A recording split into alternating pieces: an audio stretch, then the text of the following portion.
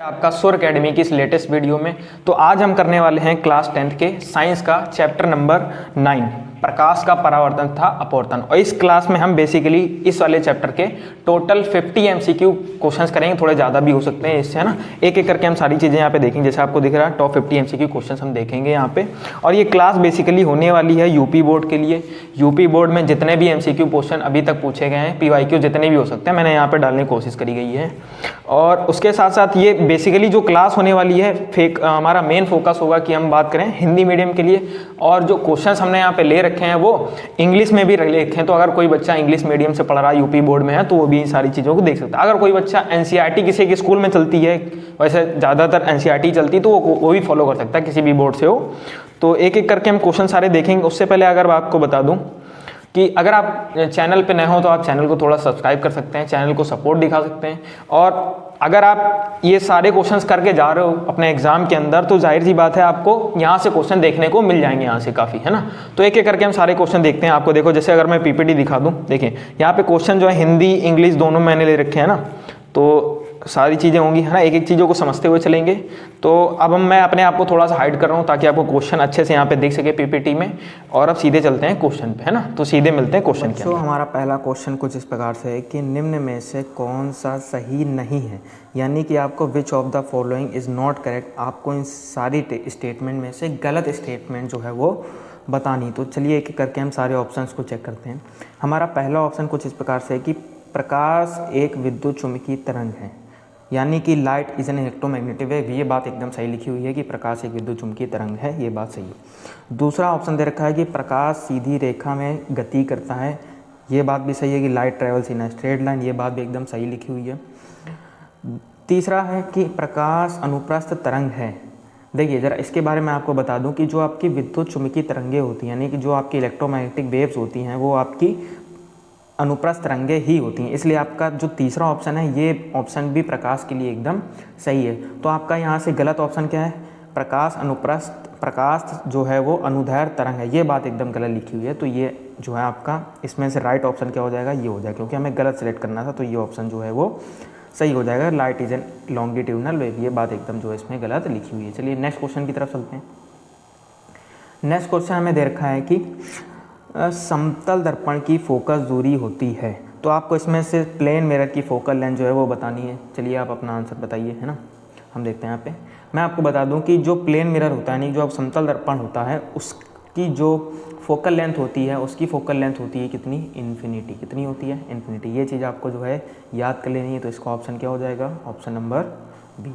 तो यहाँ पे लिख दे रहा हूँ मैं, ऑप्शन नंबर बी जो है इसका राइट ऑप्शन हो जाएगा। चलिए नेक्स्ट क्वेश्चन की तरफ चलते हैं।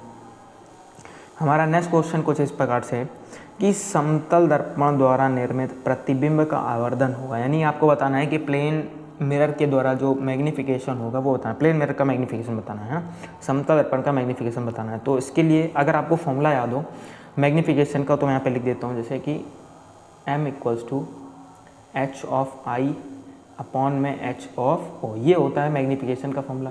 अब प्लेन मिरर के अंदर होता क्या है कि जिस आकार की आपकी वस्तु होती है, यानी कि जितनी बड़ी आपने वस्तु ली है, सेम उसी आकार का क्या बनता है? प्रतिबिंब बनता है। तो दोनों की हाइट जब आप इक्वल रखोगे तो कट के आंसर कितना आ जाता है?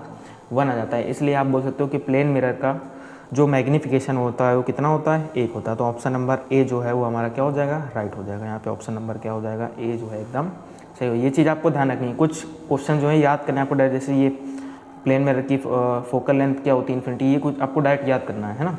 जैसे समतल दर्पण का आवर्धन क्या होता है, मैग्नीफिकेशन क्या होता है, ये भी आपको याद ही करना है डायरेक्ट। चलिए नेक्स्ट क्वेश्चन की तरफ चलते हैं।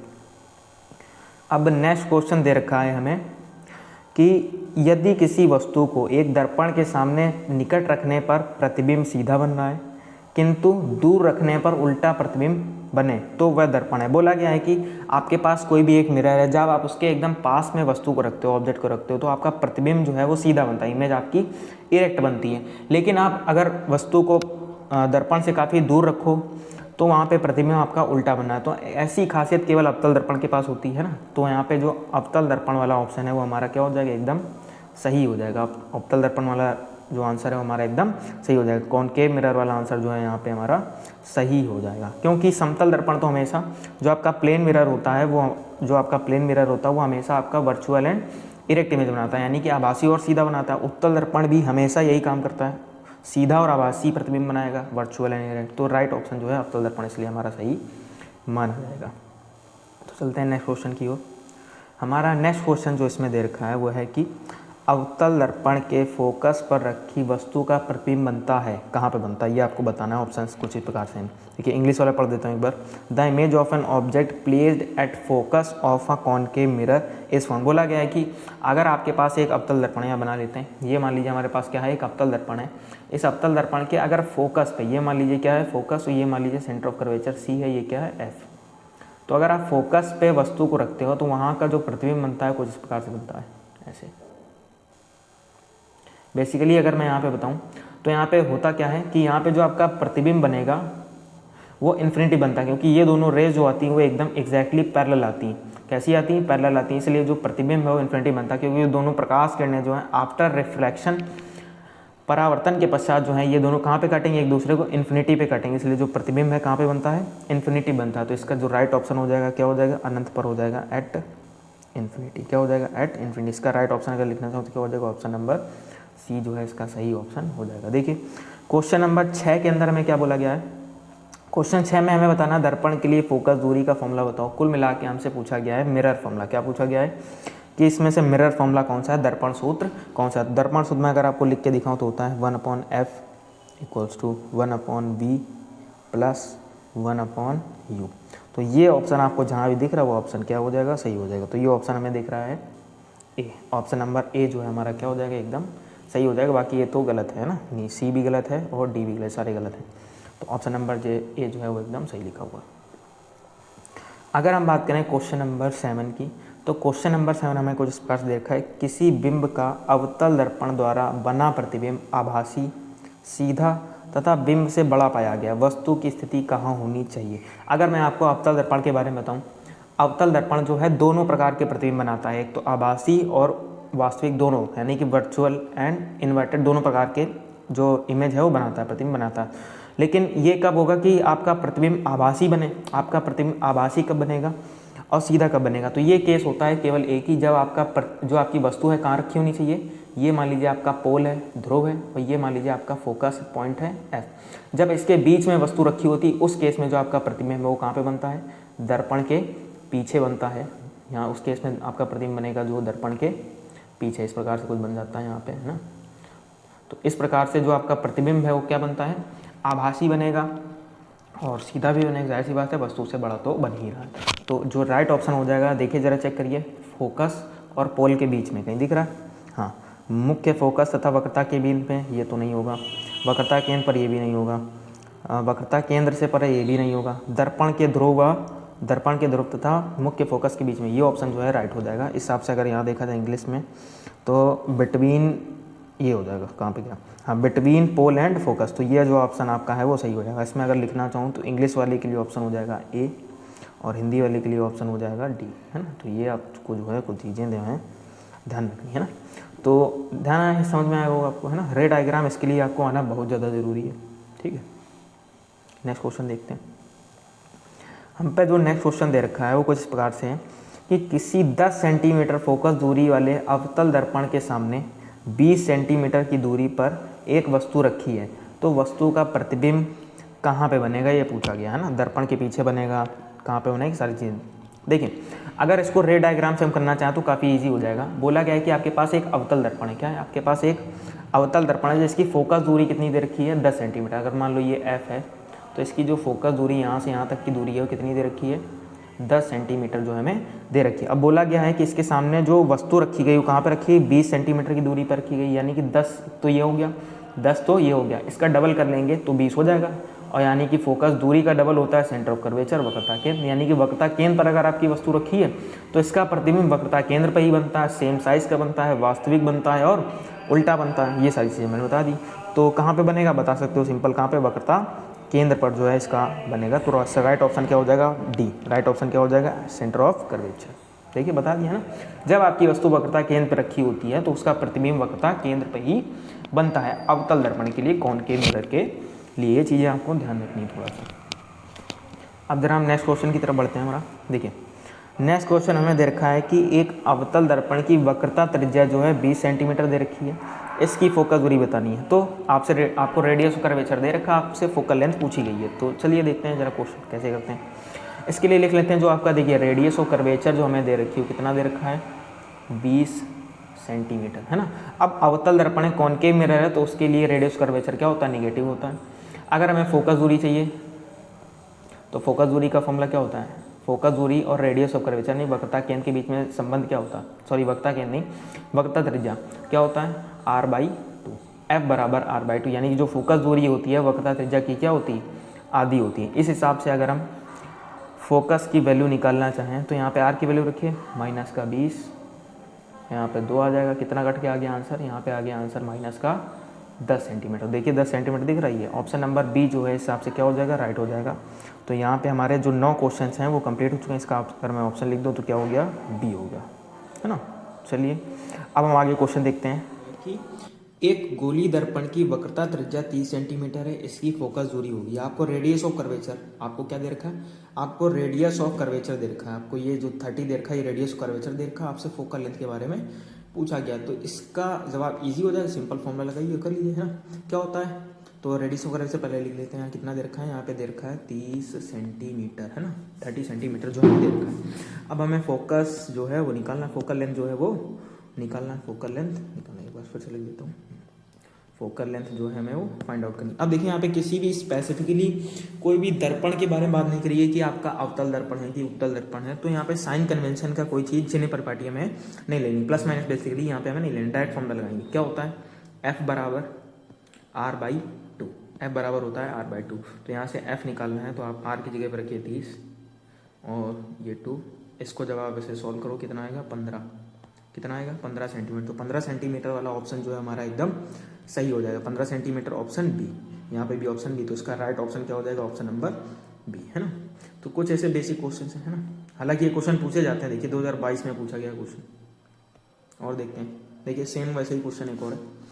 अब के बारे में दे रखा है कि उत्तल दर्पण की फोकस दूरी जिसकी वक्रता त्रिज्या दे रखी 32 सेंटीमीटर, तो इसकी फोकस दूरी बतानी, उत्तल दर्पण की फोकस दूरी बतानी जिसकी रेडियस ऑफ कर्वेचर 32 सेंटीमीटर जो हमें दे रखी है। तो रेडियस ऑफ कर्वेचर में कितना दे रखा है 32 सेंटीमीटर, में फोकल लेंथ जो है फाइंड आउट करनी है। तो देखिए यहाँ पे आर की वैल्यू फिर से गिवन है कितनी 32 सेंटीमीटर। अब एक चीज आप ध्यान रखना कि यहाँ पे आपको उत्तल दर्पण के बारे में बात करी गई है, कॉन्वेक्स मिरर के बारे में बात करी। कॉन्वेक्स मिरर का जो रेडियस ऑफ कर्वेचर होता है वो होता है पॉजिटिव, तो जाहिर सी बात है पॉजिटिव लेना है ना। तो यहाँ पे फोकल लेंथ भी क्या आएगी, पॉजिटिव आएगी। तो एफ का फॉर्मूला क्या हो जाएगा, एफ बराबर होता है r/2, है ना। तो यहाँ से r की वैल्यू रखेंगे 32/2, इसको जब सॉल्व करेंगे तो फर्दर हमारा आंसर आता है 16 सेंटीमीटर। तो 16 सेंटीमीटर ऑप्शन हमारा क्या हो जाएगा, सही हो जाएगा। ऑप्शन नंबर बी जो है इसका करेक्ट आंसर है ना। चलते हैं नेक्स्ट क्वेश्चन की तरफ। अब यहाँ पे नेक्स्ट क्वेश्चन में पूछा गया है कि वक्रता त्रिज्या का मात्रक है। कुल मिला के आपसे रेडियस ऑफ कर्वेचर की यूनिट पूछी गई है। अब रेडियस ऑफ कर्वेचर है तो एक तरीके से लेंथ ही है, तो एक तरीके से लेंथ ही, तो इसका ऑप्शन क्या हो जाएगा, तो लेंथ को तो मीटर में मेजर कर सकते हैं, सेंटीमीटर में मेजर कर सकते हैं और मिलीमीटर में मेजर कर सकते हैं, यानी कि सारे ऑप्शन क्या हैं आपके सही है। तो इसका राइट ऑप्शन क्या हो जाएगा, ऑप्शन नंबर डी, यानी कि रेडियस ऑफ कर्वेचर की यूनिट क्या हो सकती है, सारी हो सकती है। तो ऑप्शन नंबर डी जो है इसका सही आंसर हो जाएगा, वक्रता त्रिज्या। ठीक है, नेक्स्ट क्वेश्चन देखते हैं। देखिए ये क्वेश्चन थोड़ा इंटरेस्टिंग है। देखिए क्या बोला गया, किसका दृष्टि क्षेत्र सबसे अधिक होता है, whose site area is highest. बोला गया कि किसका जो बोल सकते हैं एरिया सबसे ज्यादा होता है। आप अगर देखना चाहो कुछ इस प्रकार से अगर मैं बताऊं, देखिए जो आपका समतल दर्पण होता है, समतल दर्पण का अगर एरिया बात करें तो जितना एरिया कुल मिला के जितना बड़ा ऑब्जेक्ट होगा वो सारी चीजें कवर कर लेता है ना। वैसे ही अगर आपका देखा जाए कि अवतल दर्पण में आप बोल सकते हो चीज़ों का काफ़ी छोटा प्रतिबिंब बनाता है और बड़ा प्रतिबिंब बनाता है, सारी तरीके की चीज़ें होती हैं। लेकिन अगर बात करूं जो आपका उत्तल दर्पण होता है, क्या उत्तल दर्पण, ये जो है इस तरीके से होता है आपका उत्तल दर्पण, है ना। उत्तल दर्पण क्या है, बहुत ही बड़ी चीज का ऑब्जेक्ट बहुत ही छोटी सी जगह बना देता है, जिसकी वजह से इसको हम यूज करते हैं ऑटोमोबाइल्स, कार वगैरह के जो साइड व्यू मिरर होते हैं उसमें आपका उत्तल दर्पण यानी कि कॉन्वेक्स मिरर ही लगा होता है, जिससे कि आपके पीछे के वाहन होते हैं, ट्रक वगैरह, काफी बड़ी बड़ी चीजें जो इतने छोटे से एरिया में जो हमें दिख जाती है। तो इसका राइट ऑप्शन क्या हो जाएगा, उत्तल दर्पण। उत्तल दर्पण का जो साइड एरिया है वो सबसे ज्यादा होता है ना, दृष्टि छेद इसको बोलते हैं, सबसे ज्यादा होता है। तो इसका राइट ऑप्शन क्या हो जाएगा, option number B, convex mirror. ठीक है। इसका अच्छा डायरेक्ट क्वेश्चन भी पूछ लेता है 1 नंबर में कि उत्तल दर्पण का एक यूज बताइए, तो उत्तल दर्पण का यूज आप बता सकते हो क्योंकि इसका दृष्टि क्षेत्र जो है सबसे ज्यादा होता है, इसलिए इसको कार वगैरह के साइड व्यू मिरर में हम लोग इसको यूज करते हैं ना। तो नेक्स्ट क्वेश्चन देखते हैं, फिर चलिए देखते हैं। तो हम पे जो नेक्स्ट क्वेश्चन है वो हमारा नेक्स्ट क्वेश्चन कुछ इस प्रकार से है कि उत्तल दर्पण से बनने वाले प्रतिबिंब की प्रकृति कैसी होती है। बोला गया आपके पास एक कॉन्वेक्स मिरर है, उससे जो इमेज बनेगी उसका नेचर क्या होगा, तो नेचर आपको बताना है। बेसिकली उत्तल दर्पण जो है हमेशा सीधा और छोटा प्रतिबिंब बनाता है, हमेशा सीधा और आभासी। आप बोल सकते हो हमेशा वर्चुअल एंड इरेक्ट इमेज बनाएगा। तो आभासी और सीधा देखिए कहाँ पे, ये रहा आभासी व सीधा। तो ऑप्शन नंबर जो आपका बी है वो सही हो जाएगा। ऑप्शन नंबर बी क्या है, सही। जो ये चीज आपको ध्यान ही रखनी है कि जो आपका कॉन्वेक्स मिरर है वो हमेशा वर्चुअल एंड इरेक्ट इमेज ही बनाता है, आभासी और सीधी बनाता है, चाहे आप वस्तु को चाहे जहाँ रखो उसके सामने, है ना, हमेशा नहीं। और वस्तु से छोटा तो बनता ही बनता है। चलिए नेक्स्ट क्वेश्चन की तरफ बढ़ते हैं। इसका ऑप्शन लिख दिया कि नहीं, लिख देते हैं। चलिए इसका राइट ऑप्शन क्या हो जाएगा, ऑप्शन नंबर बी जो है इसका सही ऑप्शन हो जाएगा। अब आते हैं अपना नेक्स्ट क्वेश्चन। देखिए इसमें क्या बोला गया, किसी दर्पण से आप चाहे कितनी ही दूरी पर खड़े हो आपका प्रतिबिंब सदैव सीधा प्रतीत होता है, संभवतः दर्पण है। कौन सा दर्पण है, देखिए क्वेश्चन दिया है, दूसरे तरीके से भी पूछ लेते हैं। कोई दर्पण किसी भी वस्तु का प्रतिबिंब सदैव सीधा बनाता है, दर्पण कौन सा है। तो आपको वो दर्पण बताना है, वो आपको मिरर बताना है जो हमेशा और हमेशा सीधी इमेज बनाता है, सीधा प्रतिबिंब बनाता है। तो ऐसा दो काम करते हैं, ऐसे दो लोग काम करते हैं। एक तो आपका प्लेन मिरर है ना, एक आपका प्लेन यानी कि जो आपका समतल दर्पण होता है, समतल दर्पण ऐसा काम कर सकता है, और दूसरा उत्तल दर्पण काम कर सकता है। कॉन्वेक्स मिरर तो देखिए जरा ऑप्शन में, देखिए केवल समतल दे रखा है, अवतल तो नहीं, ऐसा नहीं हो सकता है ना, केवल उत्तल। देखिए समतल भी जो है सीधी इमेज बनाता है, उत्तल भी सीधी इमेज बनाता है, या समतल अथवा उत्तल। अच्छा ये जो ऑप्शन नंबर डी है वो हमारा जो है इसमें सही हो जाएगा। दोनों ऑप्शन जो हमारे इसमें कवर हो रहे हैं, तो यहाँ पे इसका जो राइट ऑप्शन हो जाएगा क्या हो जाएगा, ऑप्शन नंबर डी हो जाएगा, आइदर प्लेन और कॉन्वेक्स मिरर। ठीक है, क्योंकि जो प्लेन मिरर है वो भी हमेशा सीधा इमेज बनाएगा, सीधी इमेज बनाएगा, इरेक्ट इमेज बनाएगा। जो आपका कॉन्वेक्स मिरर है वो भी आपका वर्चुअल एंड इरेक्ट इमेज बनाता है ना, सीधी और आभासी। तो चलिए देखते हैं नेक्स्ट क्वेश्चन, ये थोड़ा सा न्यूमेरिकल है ना। बोला गया है कि एक उत्तल दर्पण की फोकस दूरी 10 सेंटीमीटर है, दर्पण की वक्रता त्रिज्या बताइए। देखिए अभी तक आपसे रेडियस ऑफ कर्वेचर दे करके फोकल लेंथ पूछ रहा था, अब आपको फोकल लेंथ दे करके रेडियस ऑफ कर्वेचर पूछेगा। फोकल लेंथ दे करके क्या पूछेगा, रेडियस ऑफ कर्वेचर बताइए। तो सिंपल सी चीज है, हमें एफ क्या दे रखा है यहाँ पे, नोट डाउन करते हैं। जो हमें यहाँ पे एफ दे रखा है वो कितना दे रखा है, 10 सेंटीमीटर। और अगर ये कॉन्वेक्स मिरर है तो जाहिर सी बात है इसकी फोकल लेंथ क्या होगी, पॉजिटिव होगी। अब जरा इसकी रेडियस ऑफ कर्वेचर निकालते हैं। फॉर्मूला क्या होता है, फॉर्मूला तो भैया सिंपल होता है, हमें आता है। देखो फॉर्मूला क्या होता है, एफ बराबर आर बाई टू, एफ बराबर आर बाई टू। तो यहाँ से आर क्या हो जाएगा, आर बराबर हो जाएगा 2f, आर बराबर क्या हो जाएगा 2f। तो रखिए जरा एफ की वैल्यू, ये 2 इंटू एफ कितना दे रखा है 10 सेंटीमीटर। तो यहाँ पे रेडियस ऑफ कर्वेचर कितनी आ गई, वक्रता त्रिज्या कितनी आ गई 20 सेंटीमीटर प्लस में। तो देखिए हाँ यहाँ तो ऑप्शन सारे प्लस में है, तो है ना, तो 20 वाला जो ऑप्शन है हमारा सही हो जाएगा। यानी कि ऑप्शन नंबर, इसका जो ऑप्शन नंबर है वो ऑप्शन नंबर बी जो है एकदम सही आंसर इसका हो जाएगा। चलिए अपना नेक्स्ट क्वेश्चन देखते हैं। क्वेश्चन हमारा नेक्स्ट क्वेश्चन कुछ प्रकार से है, देखिए उत्तल लेंस द्वारा किसी वस्तु का वास्तविक उल्टा और बड़ा प्रतिबिंब बनाने के लिए वस्तु को कहाँ रखना पड़ेगा, है ना। To make image real inverted and larger than object convex lens, object should be placed. बोला गया है कि आपके पास एक उत्तल लेंस है, आपके पास क्या एक उत्तल लेंस है, कॉन्वेक्स लेंस कुछ इस प्रकार से। अब बोला गया कि इसके सामने हम वस्तु को कहाँ पे रखें कि आपका जो प्रतिबिंब बने वो कैसा बने, हमेशा रियल बने। कैसा बने, रियल बने, उल्टा बने और बड़ा बने। तो जो आपका देखते हैं यहाँ पे कहाँ रख सकते हैं, ऑप्शंस क्या दे रखे हैं, फोकस पे। अगर हम फोकस पे रखते हैं, अगर मान लीजिए हम फोकस पे अपनी वस्तु रखते हैं तो हमारा प्रतिबिंब जो है वो वास्तविक उल्टा तो बन जाएगा लेकिन बड़ा भी बन सकता है, बिल्कुल अच्छी बात है। ठीक है, लेंस से 2f दूरी पर, यानी कि अगर हम सेंटर ऑफ कर्वेचर पर रखेंगे तो यहाँ पे जो प्रतिबिंब बनेगा वास्तविक उल्टा तो बनेगा लेकिन सेम साइज का बनेगा। तो ये ऑप्शन नंबर बी तो नहीं हो सकता। लेंस से f तथा 2f के बीच में, यानी कि ये रहा आपका फोकस और 2f मतलब सेंटर ऑफ कर्वेचर, इसके बीच में रखोगे तो आपका प्रतिबिंब जाहिर सी बात है छोटा बनेगा, है ना। यहाँ पे क्या बनेगा, एक सेकेंड, हाँ यहाँ पे बड़ा बन सकता है, यहाँ पे बड़ा बन सकता है, यहाँ पे बड़ा बन सकता है। 2f से अनंत के बीच में, यानी कि ये रहा आपका c और ये रहा आपका इन्फिनिटी, इसके बीच में रखोगे तो जाहिर सी बात है पॉइंट साइज बनेगा। तो इसका जो राइट ऑप्शन हो जाएगा, आपको वस्तु से बड़ा प्रतिबिंब बनाना है तो वस्तु से बड़ा प्रतिबिंब आपका इस केस में जो है सही बैठेगा, c और एफ के बीच में, सी और एफ के बीच में जो आपका प्रतिबिंब है वो बड़ा बन सकता है शायद। ठीक है, सही है ना, सही है, जो आपका सी और एफ के बीच में हो, क्योंकि सी पे जब रखते हैं तो आपका प्रतिबिंब सेम साइज का बनता है। जैसे जैसे आप थोड़ा सा इसके पास जाते होगे आपका प्रतिबिंब का आकार जो है बड़ा होता है। इसका जो राइट ऑप्शन है वो क्या हो जाएगा, लेंस से एफ तथा 2f के बीच में। ऑप्शन नंबर सी जो है इसका जो है सही ऑप्शन हो जाएगा। Option number C, option number C जो है इसका सही ऑप्शन हो जाएगा, सी एंड एफ के बीच में। चलिए देखते हैं next question.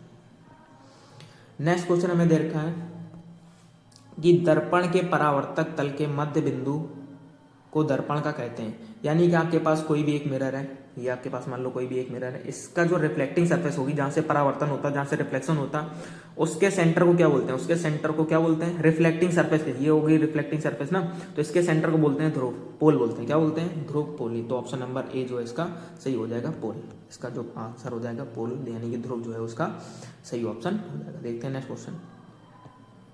Question number next जो है हमारा वो एक गोली दर्पण की फोकस दूरी f दे रखी है और वक्रता त्रिज्या r दे रखी है। आपको focal length and radius of curvature दे रखा है। इसमें से सही रिलेशन जो है वो आपको बताना है। तो चलिए देखते हैं, है ना। सही रिलेशन आपको पता है, अभी मैं बता रहा हूँ, तो न्यूमेरिकल कराए हुए सारे। f बराबर r/2, f बराबर r/2 या फिर r बराबर आप क्या लिख सकते हो 2f। तो इन दोनों में से कोई भी एक दिख रहा हो तो आपका सही ऑप्शन जो है वो हो जाएगा। चेक करते हैं, ये देखिए r/2 जो है आपका सही ऑप्शन दिख रहा है, ये वाला दिख रहा, तो ये आपका राइट ऑप्शन हो जाएगा, option number B. Option number B जो है राइट ऑप्शन हो जाएगा। चलते हैं अपना 20 नंबर क्वेश्चन। ये क्वेश्चन थोड़ा बढ़िया है, देखते हैं। बोला गया यदि आपतन कोण I परावर्तन कोण R तब अपवर्तित किरण विचलित होगी। अच्छा ठीक है, यहाँ पे देखिए जो आपको परावर्तन कोण है ये थोड़ा सा सही कर लेंगे हम लोग। ये आपको अपवर्तन कोण है, एक्चुअली क्या दे रखा है, अपवर्तन कोण दे रखा है। तो if angle of incidence I, angle of reflection R, the angular deviation will be. देखिए इसको जरा सॉल्व करने की कोशिश करते हैं। हमसे जो मान लेते हैं इस प्रकार से ये दे रखा है एक सरफेस, और ये मान लेते हैं नॉर्मल है हमारा, ठीक है, अभिलंब। अब यहाँ से अगर कोई एक प्रकाश किरण आ रही तो इसको बोलते हैं आपतित किरण, इंसिडेंट रे। ये एंगल बनाती है एंगल I। अब ये प्रकाश किरण को अगर कोई डिस्टर्ब ना करे तो ऐसे सीधी जानी चाहिए थी, लेकिन ये अपवर्तन के पश्चात यानी कि आफ्टर रिफ्लेक्शन जो है नॉर्मल की तरफ बेंड भी हो सकती है, उधर भी जा सकती है। तो मान लेते हैं भी बेंड हो गई। अगर हमें ये वाला एंगल चाहिए, हमें अगर ये वाला एंगल चाहिए, ये वाला, तो ये वाला एंगल कैसे निकलेगा, ये एंगल क्या होता है R, हमने पढ़ा होगा। ये एंगल I होता है, ये एंगल R, ये होता है एंगल ऑफ, ये होता है आपका आपतन कोण, ये होता है अपवर्तन कोण, एंगल ऑफ रिफ्लेक्शन। तो अगर आपको ये वाला एंगल चाहिए, कौन सा देखिए एक बार फिर से जूम करके दिखाता हूँ, ये वाला, तो कैसे कर सकते हैं। अगर आप देखिए ये एंगल I है, ये वाला एंगल I है, तो जाहिर सी बात है ये वाला पूरा एंगल क्या होगा, ये पूरा एंगल क्या होगा I। अगर आप इस पूरे एंगल में से ये वाला एंगल माइनस कर दो, आपको ये वाला एंगल मिल जाएगा। तो बस यही एंगल हमें चाहिए, यही होता है एंगल ऑफ डेविएशन, है ना, रिफ्रैक्टिंग सरफेस, रिफ्रैक्टिंग किरण के लिए, है ना, अपवर्तित किरण के लिए किस एंगल से विचलित हो, तो कैसे निकाल सकते हो। आपको क्या करना पड़ेगा, I में से R को माइनस करना पड़ेगा। तो देखिए कुछ ऑप्शन ऐसा दिख रहा है, वही ऑप्शन जो हमारा सही हो जाएगा। देखते हैं जरा, कुछ दिख रहा है, बिल्कुल है। तो एंगल I में से जब हम R को माइनस करेंगे तो ऑप्शन नंबर ए जो है आपका राइट ऑप्शन हो जाएगा, है ना। ये सॉरी इंग्लिश मीडियम में थोड़ा अगर देखना चाहो तो बी है, तो इंग्लिश वालों के लिए लिखना है तो बी हो जाएगा, और हिंदी वालों के लिए लिखना चाहे तो ए ऑप्शन जो है आपका राइट ऑप्शन हो जाएगा। तो बच्चों यहाँ पर हमारे जो 20 क्वेश्चन हैं वो कंप्लीट हो चुके हैं। वीडियो की लेंथ काफ़ी ज़्यादा बड़ी हुई थी, इसलिए अब हम इसके बाकी के बचे हुए क्वेश्चन पार्ट 2 में करेंगे। आपको सेकंड पार्ट में बाकी बचे हुए क्वेश्चन देखने को मिल जाएंगे। अगर आपको चीज़ें अच्छी लगी तो आप चैनल को सब्सक्राइब कर लेना, बेल आइकन प्रेस कर लेना और वीडियो को भी लाइक कर देना। और आपका जितना भी क्वेश्चन सही हुए हैं 20 में से, आप उसको कमेंट कर सकते हो कि इतने मेरे सही हुए हैं। जैसे कि मान लो आपके 17 सही हो गए 20 में से, तो आप ये कमेंट कर देना। और आप अपने दोस्तों को भी बता सकते हो कि ऐसी ऐसी चीज़ें हैं, ठीक चल रही हैं। और रही बात इसकी PDF की, तो इसकी PDF जो है आपको हमारे टेलीग्राम चैनल मिल जाएगी। टेलीग्राम चैनल का नाम यही है जो आपको नीचे दिख रहा हो, उसको हाईलाइट कर देता हूँ। ये सुर अकेडमी शिक्षा से और टेलीग्राम चैनल आपको मिल जाएगा, डिस्क्रिप्शन में भी मिल जाएगा, तो वहाँ से देख के कर लेना। तब तक के लिए जय हिंद, जय भारत।